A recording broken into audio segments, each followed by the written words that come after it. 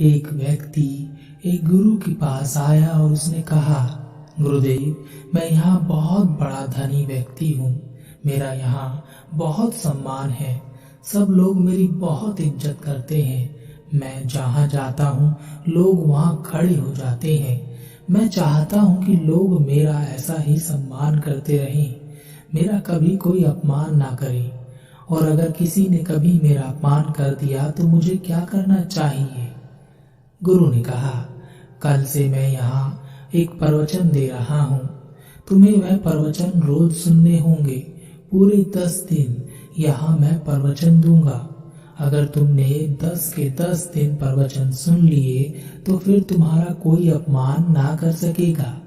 व्यक्ति ने कहा, जी गुरुदेव, जैसा आप कहें मैं बिल्कुल वैसा ही करूँगा और पूरे 10 दिन आऊँगा और आपका हर प्रवचन बड़े ध्यान से सुनूंगा।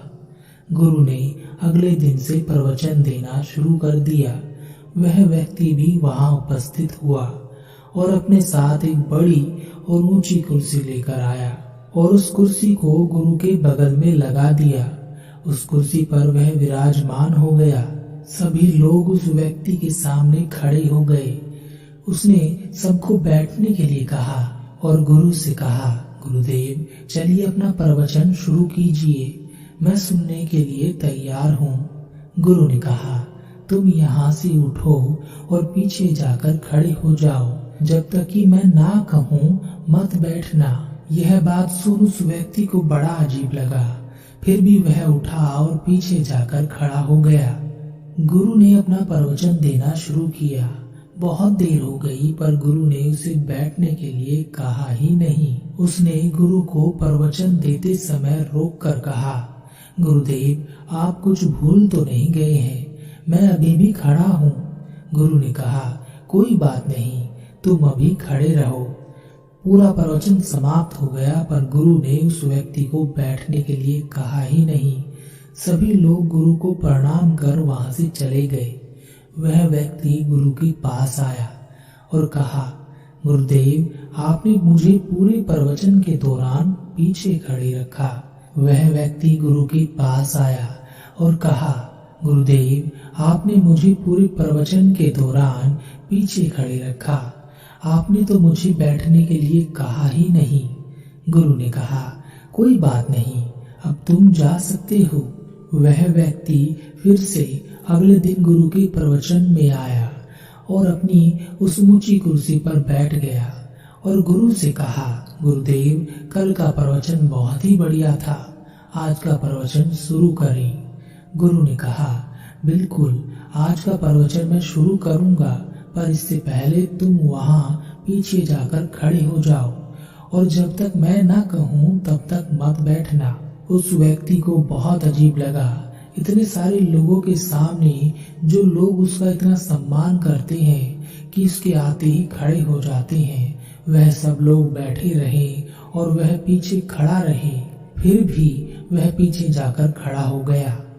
गुरु ने इस बार भी उसे बैठने के लिए नहीं कहा। पूरा प्रवचन समाप्त हो गया। अब वह व्यक्ति बहुत परेशान था। उसे समझ नहीं आ रहा था कि गुरु उसके साथ ऐसा क्यों कर रहे हैं। वह उसे बैठने क्यों नहीं दे रहे। जब वह रास्ते पर चलता तो उसे लगता कि सभी लोग उसे देख रहे हैं, उसका मजाक उड़ा रहे हैं।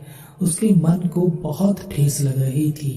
आखिरकार तीसरे दिन उसने निश्चय किया कि मैं आज बैठकर ही रहूंगा, चाहे गुरु कुछ भी कहें।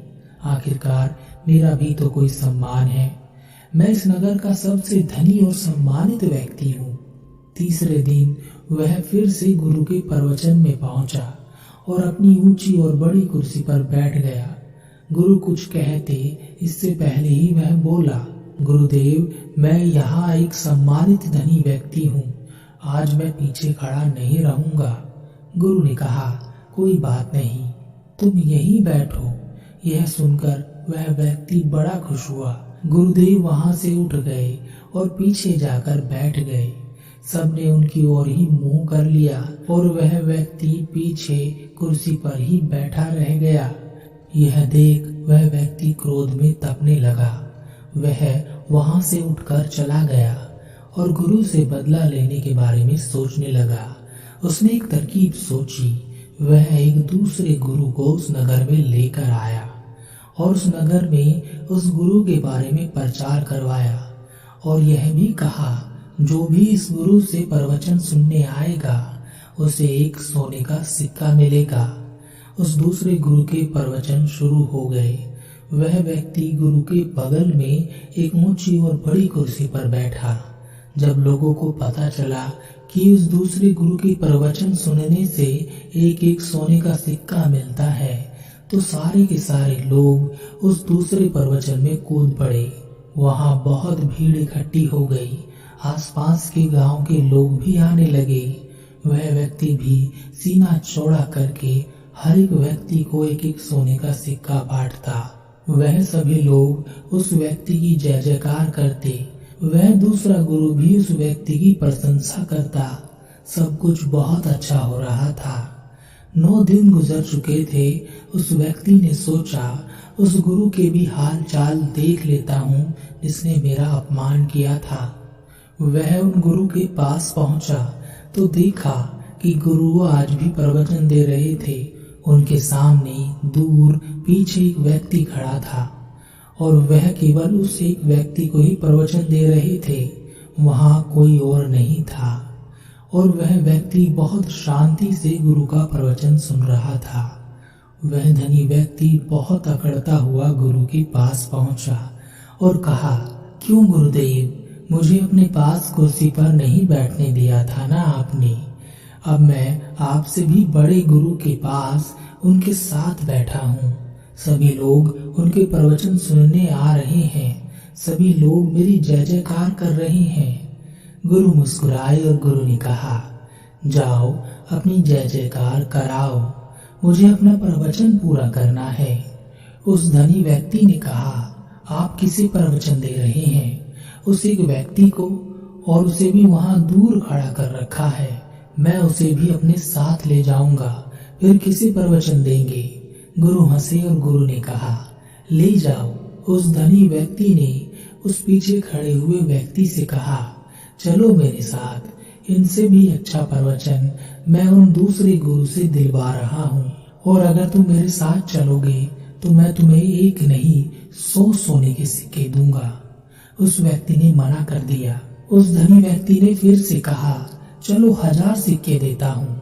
उस व्यक्ति ने फिर से मना कर दिया। उस धनी व्यक्ति ने कहा, चलो यह सब छोड़ो, 10,000 सिक्के देता हूँ। उस व्यक्ति ने फिर से मना कर दिया। उस धनी व्यक्ति के अहंकार को ठेस पहुंच रही थी। उसने कहा, इतना दूंगा कि तुम्हारी 7 पुश्तें बैठकर खाएंगी। जमीन भी दूंगा और 1 लाख सोने के सिक्के भी दूंगा। उस दूर खड़े व्यक्ति ने मना कर दिया और कहा, अगर तुम यहाँ से चले जाओगे तो जितना चाहोगे उतना धन दूंगा, जितनी जमीन कहोगे उतनी दूंगा, राज्य मांगोगे तो वह भी दे दूंगा। यह बात सुनकर उस धनी व्यक्ति की समझ में नहीं आया कि यह सामने खड़ा हुआ व्यक्ति कौन है। उसने गुरु से पूछा, गुरुदेव यह कौन है? गुरु ने कहा, यह इस देश के राजा हैं। उस धनी व्यक्ति ने ध्यान से देखा और राजा को पहचान लिया। वह सीधा राजा के चरणों में गिर गया और कहा, महाराज माफ करें, मैंने आपको पहचाना नहीं था। तब गुरु ने कहा, क्या राजा के चरणों में गिरने से तुम्हारे अहंकार को ठेस नहीं पहुंचती? क्या तुम्हारा सम्मान नहीं घटता? उस व्यक्ति ने कुछ नहीं कहा। तब गुरु ने कहा, सुनो, जब तुम आए थे उसी दिन यह राजा भी मेरे पास आए थे। इनका प्रश्न भी वही था जो तुम्हारा था। जो मैंने तुमसे कहा था वही इनसे भी कहा था, पर यह अभी तक वहीं खड़े हैं जहां मैंने इन्हें खड़ा किया था, और तुम वहां खड़े हो जहां तुम खड़ा नहीं होना चाहते थे। तुम्हें तो अपने प्रश्न का उत्तर चाहिए था और तुम किस खेल में लग गए? राजा ने कहा, मित्र, मैंने इन 9 दिनों में सीखा कि हमारा अपमान नहीं होता, हमारे पद का, हमारी प्रतिष्ठा का अपमान होता है। जब हम अपने आप को किसी बाहरी वस्तु से जोड़ लेते हैं तब हमारा अपमान होता है। मैं राजा हूँ तो मेरे चरणों में गिरने पर तुम्हें कोई आपत्ति नहीं है। कोई गरीब होगा तो उसके चरणों में तुम गिर ना सकोगे, और अगर गिर गए तो तुम्हारा पद और तुम्हारी प्रतिष्ठा तुम्हें अपमान का एहसास कराएगी। हमेशा अपने स्वाभिमान और अधिकार की रक्षा करो, अपने अहंकार की नहीं। जहां मौका मिले अपने अहंकार को टूट जाने दो। मैं यहाँ 9 दिनों से खड़ा हूँ और मेरा अहंकार तहस नहस हो गया है। मैं एक साधारण व्यक्ति बन गया हूँ जो एक राजा भी है। इससे पहले मैं एक राजा था जो एक असाधारण व्यक्ति था। इसी अहंकार के कारण मुझे छोटी छोटी बातों में भी अपना अपमान नजर आता था, जो आज नहीं है। यह सुनकर वह धनी व्यक्ति गुरु के चरणों में गिर गया और उसने गुरु से